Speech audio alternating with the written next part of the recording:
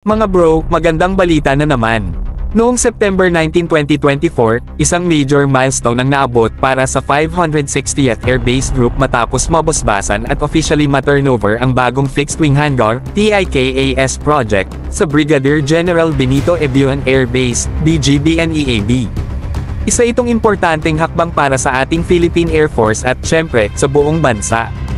Ang proyektong ito mga bro, ay simbolo ng patuloy na commitment ng gobyerno at ng AFP na palakasin ang ating kakayahan sa depensa. Ang pagkumpleto ng hangar na ito ay hindi lang simpleng pagtatayo ng isang gusali. Ito ay bahagi ng malaking plano para i-modernize ang ating mga pasilidad at siguruhin na handa tayo sa kahit anong sitwasyon. Solid na investment ito para sa ating national security mga bro. Ang bagong hangar na ito ay designed para talagang enhance ang operational capabilities ng BGBNEAB. Ibig sabihin, mas efficient na ngayon ang maintenance at support para sa mga fixed-wing aircraft natin. Mas mabilis, mas maayos, at mas ligtas ang mga proseso, kaya mas tataas ang ating mission readiness.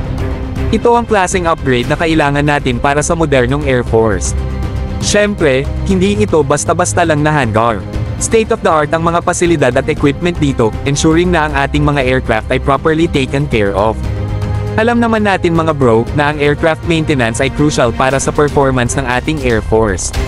Hindi mo pwedeng basta overlook yan.